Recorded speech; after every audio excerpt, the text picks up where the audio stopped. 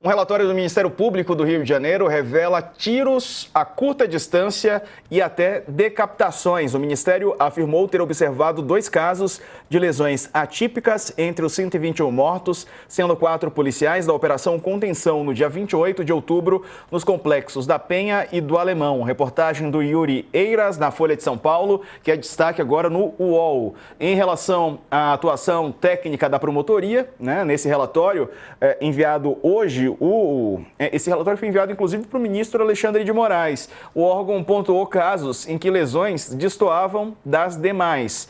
Num deles, o corpo apresentava a característica de disparo de arma de fogo a curta distância. No outro, o corpo possuía lesão por arma de fogo disparada à distância, mas também apresentava ferimento por decapitação, produzido por instrumento cortante ou cortocontundente, diz o relatório. Os nomes não foram divulgados, mas o caso de decapitação é de Iago Rosário, de 19 anos. O corpo foi encontrado decapitado na área de mato, ali na Serra da Misericórdia, e a cabeça de Iago foi encontrada pendurada entre 2 galhos de uma árvore. A análise técnica da promotoria sugere no documento análise minuciosa das imagens das câmeras corporais dos agentes, além da análise do ambiente onde ocorreu o confronto. A equipe disse aguardar os laudos periciais e o resultado da identificação dos corpos.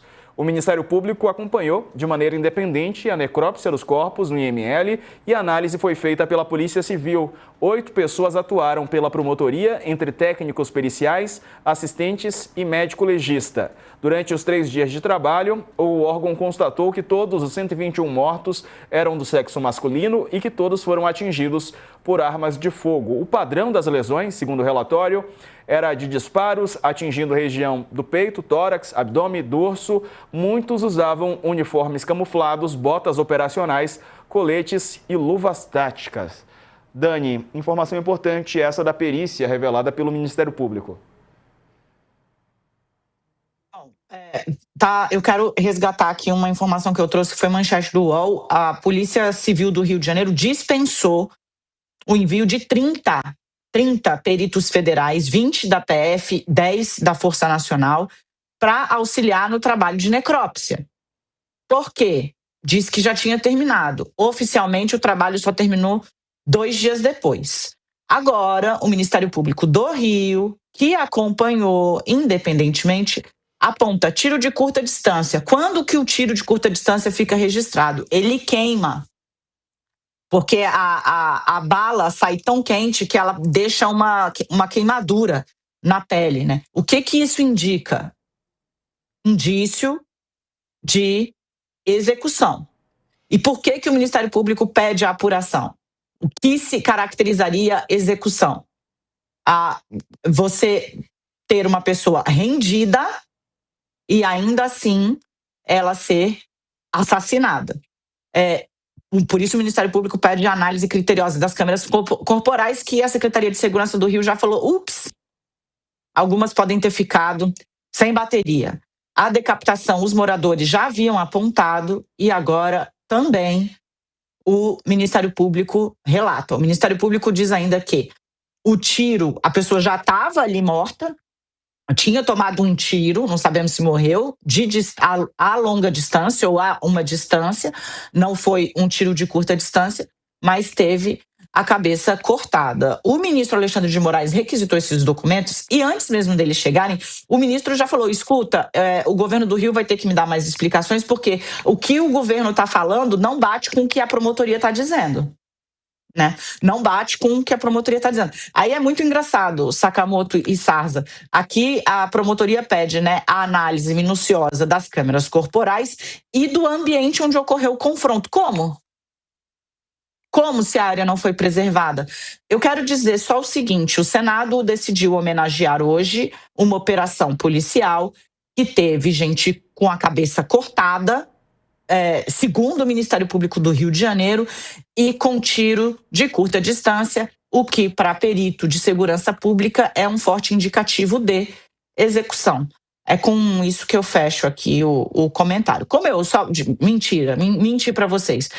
Eu disse, assim que essa história começou, que politicamente o Castro está colhendo frutos, né? Mas que a informação jurídica ele teria de prestar, ele e o secretário de Segurança Pública do Rio. Por quê? Porque a lei, o Estado não pode agir como bandidagem, a lei precisa ser cumprida. E, bom, tá aí o início dessa história. E aí, Sakamoto? A investigação, né, essas informações que foram enviadas ao ministro Alexandre de Moraes são um indício de que o governo do Estado do Rio pode ter mentido. Eu digo mentido descaradamente. O governador Cláudio Castro vem falando desde o início que todo mundo que morreu, né, é porque não era vítima, a única vítima eram os policiais, e que todo mundo que morreu é porque estava em confronto com a polícia. E se estava em confronto com a polícia, como é que morreu em execução? Você não faz um confronto cara a cara, assim, a centímetros de distância.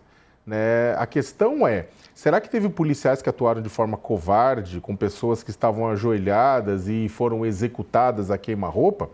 A questão é, isso abre outras discussões. Se houve execução, ao contrário do que o governo diz que não houve execução. Mas se houve execução, existe uma outra pergunta que também está sendo feita, que é todo mundo que morreu estava envolvido naquela barafunda toda ou teve gente que não tinha nada a ver? Eu não estou falando com isso que quem tem ficha criminal tem que ser morta. Eu já escrevi até um texto sobre isso, que é um absurdo considerar que toda pessoa que tem ficha criminal, ela abre espaço para ela ser assassinada, que tudo bem, porque o passado dela condena ela. Não. Mas indo além, eu estou indo além. O governo, Cláudio Castro, existe na análise de pessoas que não tinham nem ficha criminal e acabaram sendo baleadas e mortas. O governo Cláudio Castro está devendo uma individualização da responsabilidade dos mortos nesse caso, antes de que possam ser chamados de criminosos, de que justificar que eles estavam em confronto e morreram porque o policial ou matava ou morria, ou para defender algum cidadão. Ou seja, pessoas podem ter sido, esse indício de que pessoas podem ter sido executadas, abre também a discussão de falar, pera lá, o Estado do Rio matou gente que não deveria ter morrido porque não estava em confronto? E aí vem a segunda pergunta, quantos desses não tinham nada a ver com a história e morreram mesmo assim por incompetência, descuido ou má fé por parte dos que estavam lá? Ou seja, morreu inocente? Morreu quando eu digo inocente, é pessoas que não tinham nada a ver com isso, estavam passando lá e acabaram morrendo e acabaram entrando na contabilidade de bandidos, né, em confronto. Isso o governo Cláudio Castro não está respondendo. Só que isso aqui abre um flanco. O governo Cláudio Castro, de novo, falou bem claro. Todo mundo que morreu é porque mereceu, porque estava em confronto. Isso aqui está mostrando outra coisa. Se isso aqui está mostrando outra coisa, o governo vai ter que responder de forma individualizada, caso a caso. Vai surgir casos, provavelmente, de pessoas que não tinham nada a ver com a história. Por quê? Porque este é o padrão em outros massacres ou outras chacinas policiais. Lá atrás, naquela do Jacarezinho, a polícia tinha chegado e falado, olha, todo mundo que morreu era culpado. O próprio Ministério Público depois, meses depois, moveu um processo citando que uma das mortes era de alguém que não tinha nada a ver com a história. E era morador e morreu como um dano colateral, entre muitas aspas. Né? Então, é uma situação. E a gente começa a ver agora, a partir do momento, né, depois que o governo usou o sangue como palanque eleitoral, a gente começa a ver que a história pode não ser bem essa, como a gente vinha alertando. Confirmado isso, né, vai ficar chato para o governo? Eu duvido, porque no final das contas você tem um monte de chacina sendo empilhada no Rio de Janeiro, mortes, pessoas inocentes morrendo, em São Paulo também.